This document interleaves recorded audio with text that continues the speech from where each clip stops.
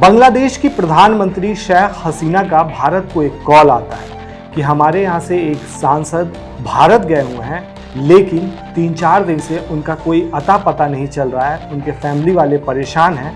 आप ज़रा पता करें कि आखिर वो हमारे जो सांसद हैं वो हैं कहाँ। जैसे ही भारत सरकार को ये बात पता चलती है, भारत सरकार तुरंत एक्टिव हो जाती है। आखिर मामला जो रहता है वो 2 देशों के बीच का रहता है, भारत और बांग्लादेश, और बांग्लादेश से भारत का रिलेशन भी अच्छा है, इसलिए तुरंत CID और SIT का गठन कर दिया जाता है। और जैसे ही गठन किया जाता है और इन्वेस्टिगेशन शुरू होता है तो पता चलता है कि जो बांग्लादेश से सांसद आए थे उनका कत्ल हो चुका है।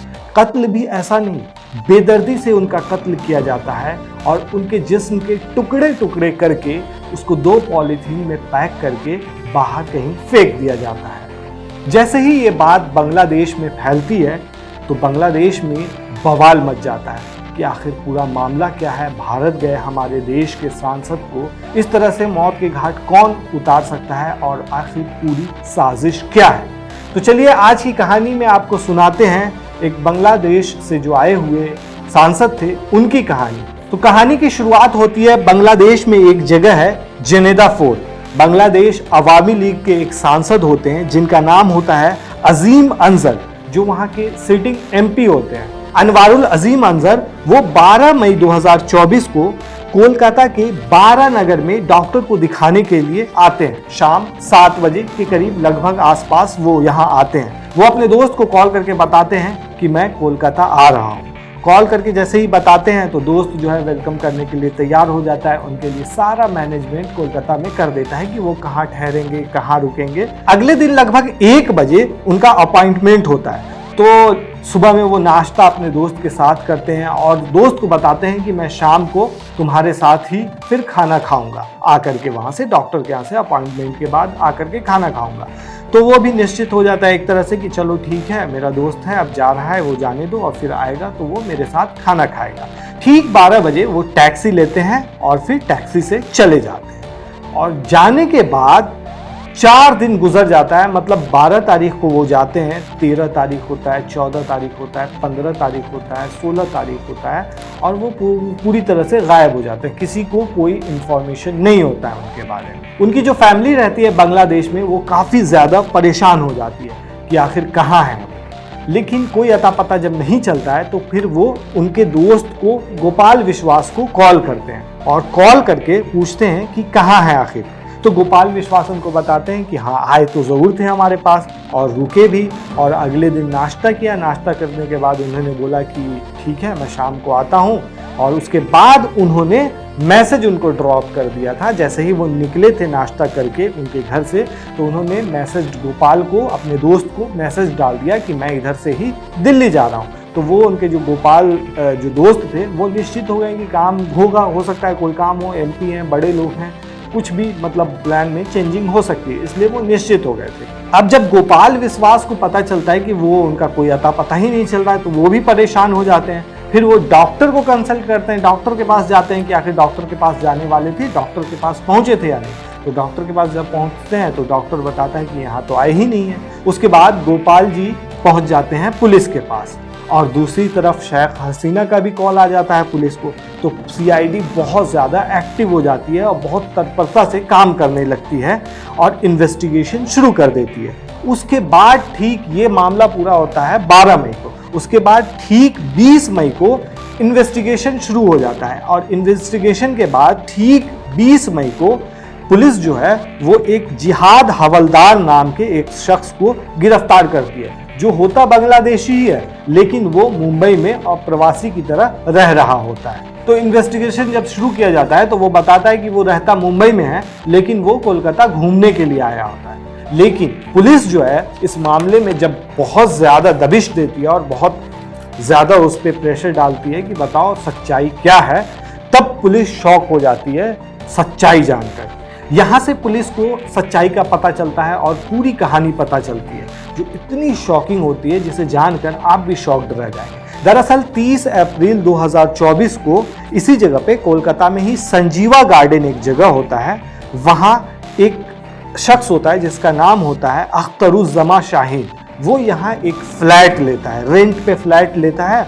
और उसके बाद जो है वो अख्तरुज़्ज़मा शाहीन जो होता है वो बहुत बड़ा एक स्मगलर होता है, सोने का स्मगलर होता है।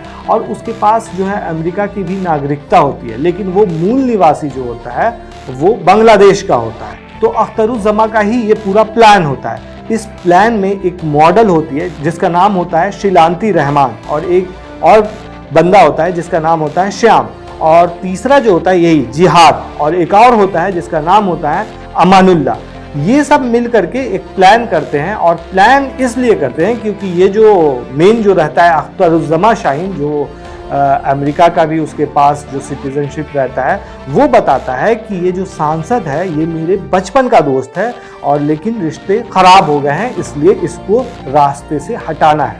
और इसके लिए 5 करोड़ देने के लिए वो तैयार रहता है। 5 करोड़ देने के लिए तैयार रहता है। तो ये सारे लोग जितने भी मॉडल होती है, जो शिलांती रहमान होती है, और श्याम होता है, और जिहादी होता है, अमानुल्लाह होता है, ये सब तैयार हो जाते हैं कि हमें 5 करोड़ मिलेगा इस काम के लिए। तो शाहीन के पास पूरी जानकारी होती है कि आखिर एमपी कब आता है, कहाँ जाता है। तो उसके पास पूरी जानकारी होती है कि वो डॉक्टर को दिखाने के लिए कोलकाता में आ सकता है। तो वो एक प्लान करता है, और इस प्लान में दरअसल मॉडल जो होती है वो हनी ट्रैप के जरिए सांसद को शिकार बनाने की कोशिश की जाती है। उसका जिसका सांसद का नाम जिसका होता है अनवारुल अजीम।